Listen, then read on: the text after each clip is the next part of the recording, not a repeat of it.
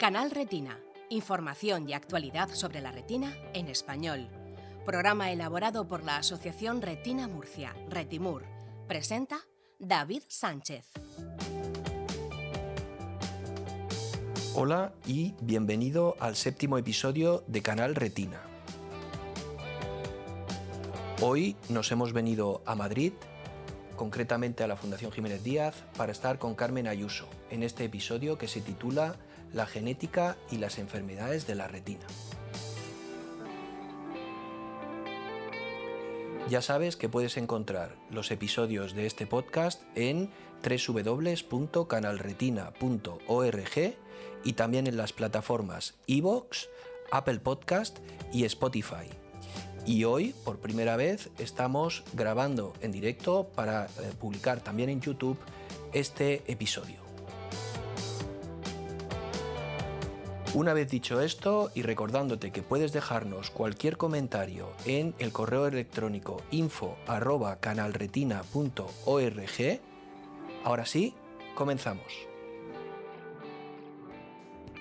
Doctora Ayuso, buenos días. Buenos días, David.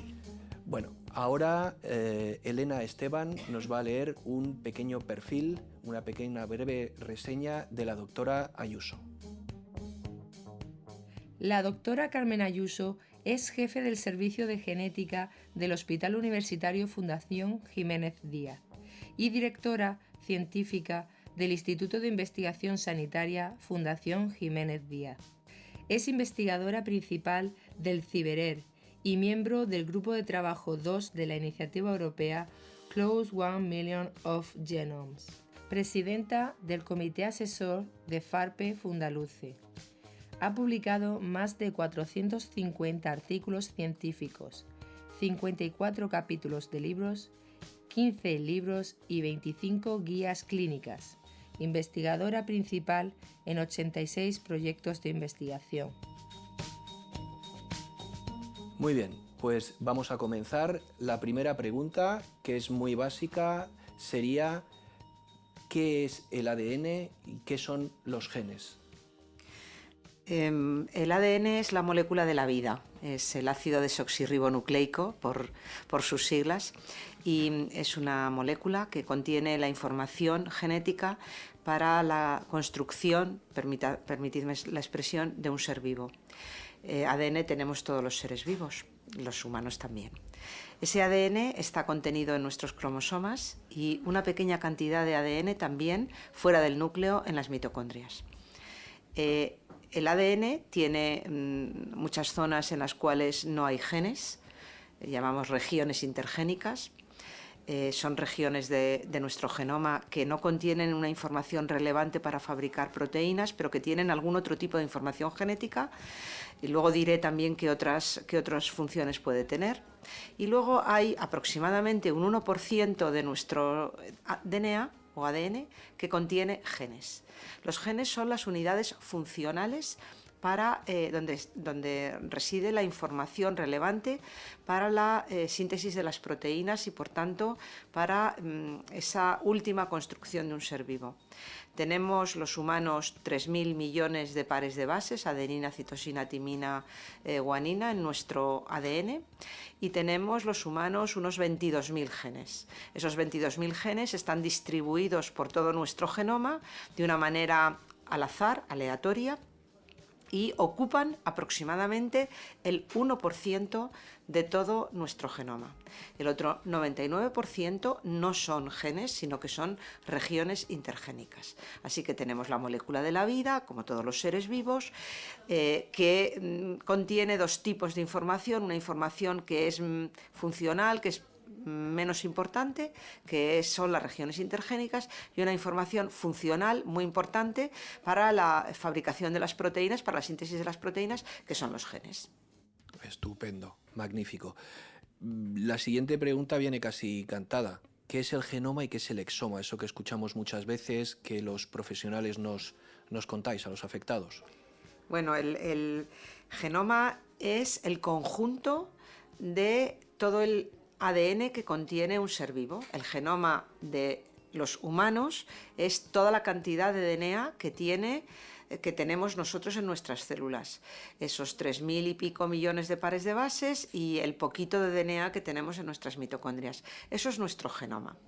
Y el exoma es la parte del genoma de los genes que codifica realmente para la síntesis de las proteínas. Como decía antes, un 1% de todo el genoma. Déjame que haga una precisión, porque antes cuando hablaba de genes y de ADN he dicho, hay genes y hay regiones intergénicas en nuestro DNA. La mayoría, el 99%, son regiones intergénicas y un 1% son genes, y dentro de los genes la parte que es funcional, que son los exones, que configuran el exoma. Pues volvamos otra vez a lo que no son exoma, a lo que no son genes, que son las regiones intergénicas. Antes decía que tienen un papel regulatorio, contienen zonas que hacen que un gen funcione más o funcione menos, contienen regiones que permiten que los genes a lo largo de la vida se vayan modelando con lo que llamamos la epigenética o la metilación específicamente. Contienen también regiones que aparentemente no sabemos para lo que sirven, pero que seguro que tienen un papel que es importante, y también es el registro fósil de nuestra evolución. En la parte no genética tenemos mucho DNA que en su momento a lo largo de la evolución sirvió para algo, que ya ha dejado de sernos útil, pero que seguimos conservando dentro de nuestro genoma. La siguiente pregunta que quería hacerle es ¿qué son las enfermedades de origen genético? ¿Cómo se heredan? Un poco que nos explique eso, y también dos términos que muchas veces en consulta nos suelen decir los profesionales, que es el genotipo, el fenotipo. ¿Qué es todo esto? Un poco para situar a la persona que está al otro lado, que está escuchando este podcast y que puede ser un paciente, un afectado, y que recibe ese diagnóstico, saber un poco todo esto, en qué consiste. Las enfermedades genéticas son un grupo de enfermedades que podemos tener los humanos, un grupo que individualmente cada una de ellas es poco frecuente. De hecho, la mayoría de las enfermedades genéticas son enfermedades raras, y todos sabemos que existen en torno a unas 7.000 u 8.000 enfermedades raras.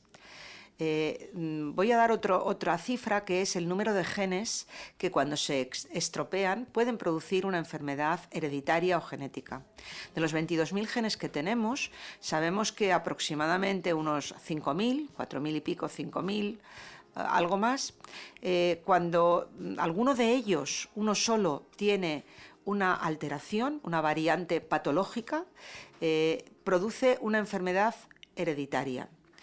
Eso se corresponde con lo que son las enfermedades genéticas. Es decir, de los 22.000 genes que tenemos, no todos cuando se estropean producen una enfermedad hereditaria. A veces producen la predisposición a adquirir una enfermedad no genética, una enfermedad común. A veces, todo lo contrario, produce una alteración tan grave, tan importante para el ser vivo, que es incompatible con la vida, y por eso no conocemos enfermedades asociadas a mutaciones en esos genes. Pero sí sabemos que alrededor de unos 5.000 genes podrían sufrir alguna mutación, alguna variación genética que les hace que la persona que tiene esa variación genética sufra una enfermedad hereditaria. Y sabemos que eso ocurre en aproximadamente un 6-7% de la población general, que son los que tienen enfermedades raras de causa genética. Así que las enfermedades hereditarias son muchas, individualmente son muy poquitas, son muy poco frecuentes, y se producen por alteración genética en alguno de los 5.000 aproximadamente genes que pueden causarlas. Y me preguntabas también la relación entre el genotipo y el fenotipo. Voy a poner un ejemplo que yo creo que es fácil de entender. El genotipo es la causa, la alteración genética que está produciendo una determinada alteración. Bueno, en realidad genotipo no tiene por qué ser patológico. Genotipo es el conjunto de variaciones genéticas que tenemos una persona, que configuran nuestra carga genética, para bien o para mal. Pero generalmente cuando en la consulta hablamos de genotipo, nos estamos refiriendo al genotipo que ha producido una determinada enfermedad, a un genotipo particular. Bueno, pues un genotipo que todos vamos a enseguida identificar sería una trisomía del cromosoma 21. Una trisomía del cromosoma 21 es una alteración genética. Y un fenotipo es el cuadro clínico o el aspecto que produce en el individuo el tener ese determinado genotipo. En este caso, el genotipo de la trisomía 21 produce un fenotipo que es el síndrome de Down. El síndrome de Down es una característica externa, del aspecto externo de una persona, que permite identificar que esa persona muy probablemente tiene una trisomía del cromosoma 21, pero la trisomía es el genotipo y el síndrome de Down es el fenotipo. O, por poner un ejemplo más cercano a las alteraciones visuales, un genotipo sería una mutación en alguno de los genes que produce albinismo. Esa es el genotipo, y en cambio el fenotipo es el aspecto que tiene una persona con albinismo, que sin necesidad de hacerle un estudio genético uno identifica que esa persona tiene albinismo. Doctora, ha hablado ahora mismo de que 5.000 genes podrían producir patologías de origen genético, de causa genética. Centrándonos en las DHR, ¿qué cantidad de genes, qué número de genes más o menos provocan este tipo de enfermedades de la retina? En este momento se conocen localizaciones genéticas, lo llamamos LOCI, es otra palabra que usamos los expertos en genética y los médicos, LOCI. LOCI quiere decir lugares en latín. Son los lugares que ocupan determinados genes. Sabemos que a lo largo de nuestro genoma hay más de 300 localizaciones en las cuales tiene que haber genes que producen distrofias hereditarias de retina. Y de hecho hemos identificado los genes que están en esos lugares en la mayoría de los casos. Nos queda por localizar, por identificar algunos pocos.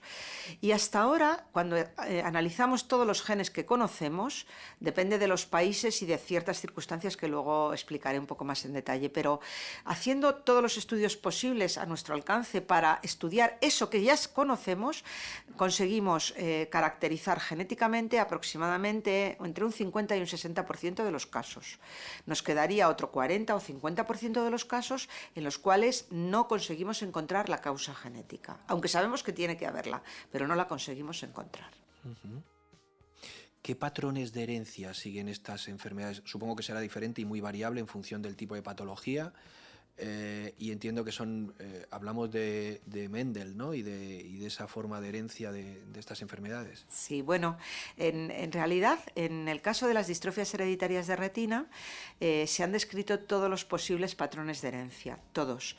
Y yo voy a explicar primero los más comunes. Los más comunes son, y por este orden, sería la herencia autosómica recesiva. En este caso, que es la más frecuente en las distrofias hereditarias de retina, la más frecuente en las distrofias hereditarias de retina en España, lo que sucede es que la persona afectada por la enfermedad ha heredado las dos copias del gen que produce esa determinada proteína. Las dos copias tienen una mutación genética, la copia que viene de su padre y la copia que viene de su madre. En esos casos, lo que suele ocurrir es que en las generaciones previas no ha habido ningún antecedente, aparece de nuevo el caso en esa generación y la persona afectada puede ser el único de sus hermanos o a veces puede tener algún hermano afectado. Esa es la herencia más frecuente. La siguiente más frecuente es la herencia dominante, en la cual una persona ha heredado una sola mutación y con una sola copia defectuosa es suficiente para que aparezca la enfermedad. Y esa enfermedad se va transmitiendo de generación en generación. Y la tercera herencia más frecuente es la ligada al cromosoma X, que es bastante menos frecuente que las dos anteriores y que ocurre afectando fundamentalmente a varones, pero no exclusivamente. Puede haber mujeres con un cuadro clínico un poco más leve, pero también con síntomas. Y generalmente un hombre con la enfermedad ha heredado el gen mutado de su madre. Pero esto son las herencias clásicas, las mendelianas, como tú comentabas, David. Pero en las distrofias hereditarias de retina tenemos patrones no clásicos de herencia y voy a poner 3 ejemplos.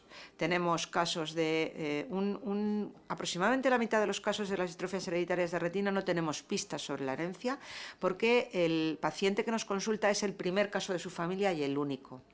Y en esos casos sabemos que aproximadamente el 70% de las veces, el 85% de las veces es una herencia recesiva. Pero hay un 7% de casos que es una mutación dominante nueva que ha ocurrido en él. Él es el primero, pero a partir de él podría haber otros casos. Y otro 7,5% de los casos que es una herencia ligada al cromosoma X. Entonces tenemos que tener presente que no siempre los casos esporádicos son casos recesivos. Otra cosa que puede ocurrir es que una persona que tenga una forma de distrofia hereditaria de retina sindrómica, es decir, que tenga no solo el problema de la vista de la retina, sino otro problema añadido, discapacidad intelectual, sordera, alteraciones del equilibrio, muchos otros problemas, pues esas personas con cuadros sindrómicos, a veces, en la mayoría de los casos, la culpa la tiene un solo gen. Pero hay casos, un 4% de ellos, que pueden tener dos genes distintos enfermos, mutados. Y uno es responsable de parte del cuadro clínico y otro es responsable de parte del otro cuadro clínico. Otras dos formas de herencia más sofisticadas son cuando es una herencia mitocondrial. La mitocondria contiene 37 genes, y no es tan frecuente como las mutaciones de los genes que están en los cromosomas, pero pueden ocurrir y pueden producir un cuadro clínico también que afecta no solamente a la retina, sino a otras partes del sistema nervioso central o de nuestro organismo. Y ahí la herencia es más compleja porque las mujeres transmiten esa mutación a toda su descendencia y los hombres no la transmiten. Y bueno, existen también otras formas de herencia más raras que intervienen dos genes, o formas de herencia en las cuales una persona hereda, se duplica las dos copias de un gen del padre o de la madre y tiene lo que llamamos una disomía uniparental, que son formas muy, muy infrecuentes, pero que a veces nos encontramos en la práctica clínica. Qué interesante, doctora. Muy, muy interesante. Defectos genéticos, mutaciones en los genes, posible solución, terapia génica, alguna ya aprobada y muchos ensayos. ¿Qué nos puede decir en torno a esto? Bueno, la investigación que se viene realizando en el ámbito de las enfermedades raras de causa genética y particularmente de las oculares está siendo muy productivo y muy interesante. Yo creo que hay un aspecto fundamental que es el dominio, digamos, de la tecnología para la corrección de los genes. En estos momentos ya se está viendo que la sustitución génica, la terapia génica mediante sustitución, la introducción mediante vectores en el espacio subretiniano del gen defectuoso, cuando lo importante es sustituir la proteína que falta, puede resultar exitoso si el paciente todavía conserva parte de sus fotorreceptores y si por sus características podría beneficiarse de este tratamiento. Y tenemos el ejemplo con RP65, que es una terapia que está recientemente aprobada.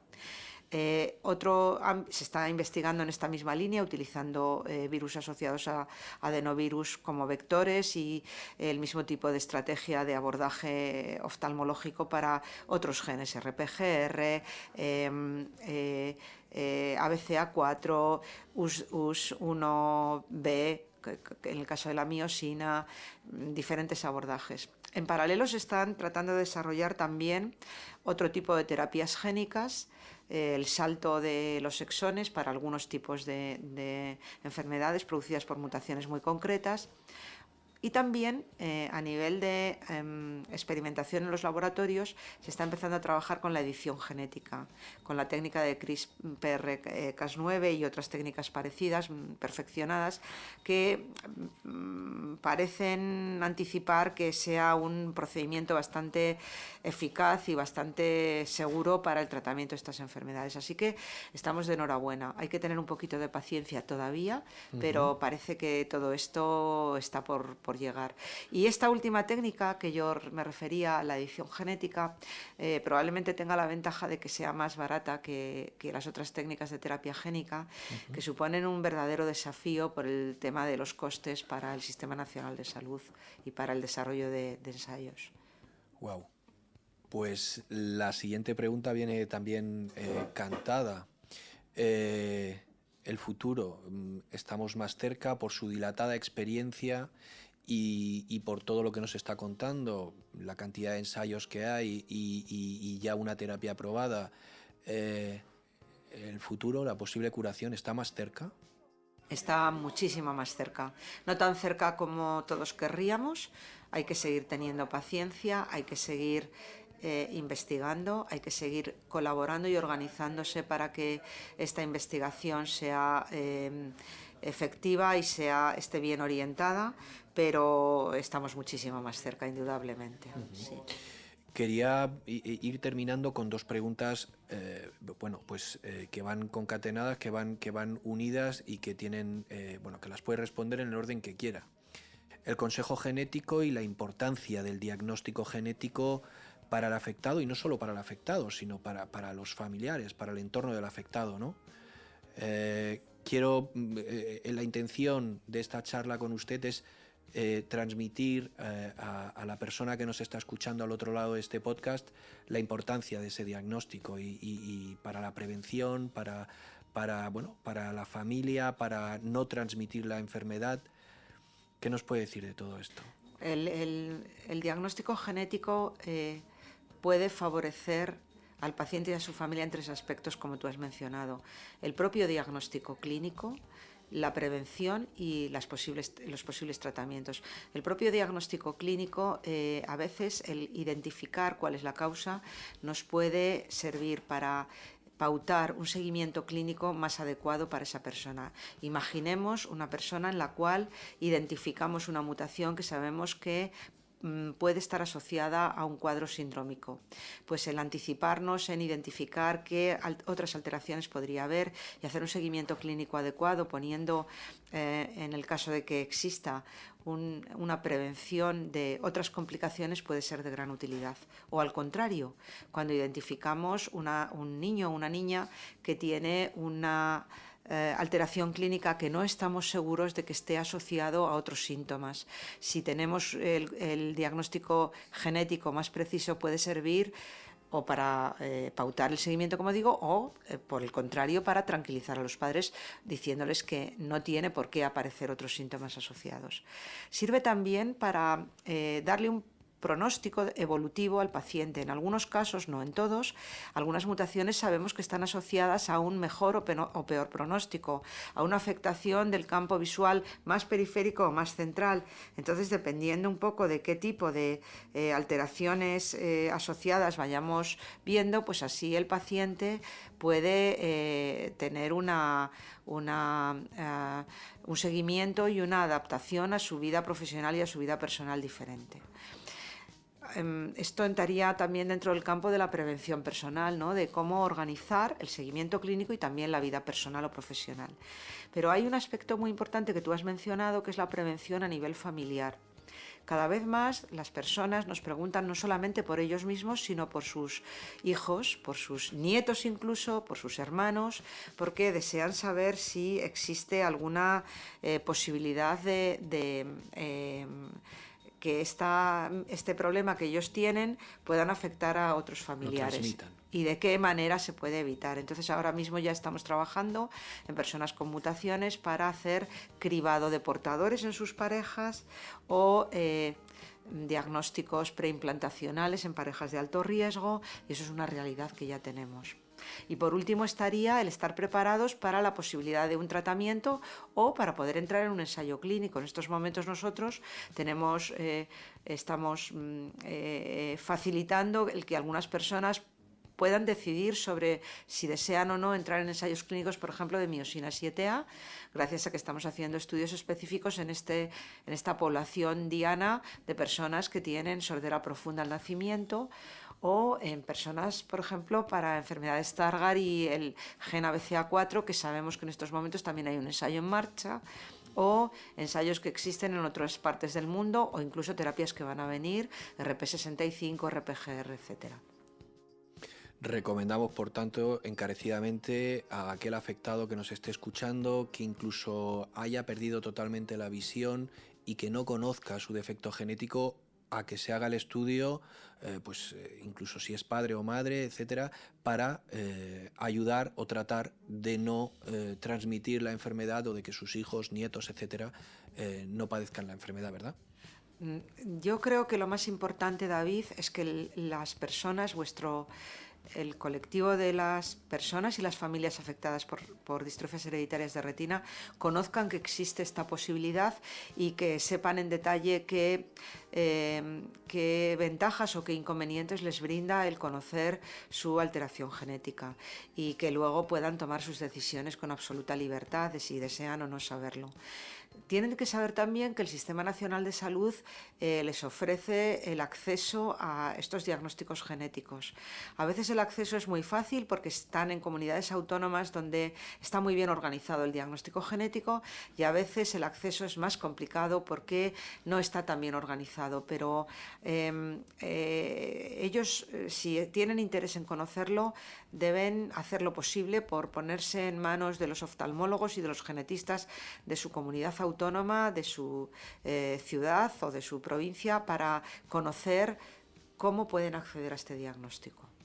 Muy bien, pues doctora Ayuso, muchísimas gracias por recibir a Canal Retina aquí en su casa, en la Fundación Jiménez Díaz. Muy agradecidos, y la verdad es que espero que el oyente que está al otro lado de este podcast haya aprendido muchísimo. Nosotros nos llevamos muchísimo aprendido de esta conversación. Muchísimas gracias. Muchísimas gracias a vosotros por la labor que hacéis de difusión entre vuestro colectivo. Gracias, David. Pues hasta aquí este 7º podcast de Canal Retina. Te recordamos que si te ha gustado el episodio, lo puedes compartir en tus redes sociales y darle a me gusta para así contribuir a la difusión entre todas aquellas personas que puedan estar interesadas en nuestros contenidos. El próximo episodio de Canal Retina llevará por título el papel del óptico optometrista en las enfermedades de la retina, y es un cambio de registro en relación al que hoy estamos grabando. Nada más, hasta aquí llega la emisión de este podcast. Esperamos que te haya gustado, esperamos que seas muy feliz y te emplazamos a escuchar el próximo, que llegará ya en el mes de enero del año 2020. Hasta entonces, recuerda que Retimur mira por ti. Este podcast se ha producido con la colaboración de Novartis.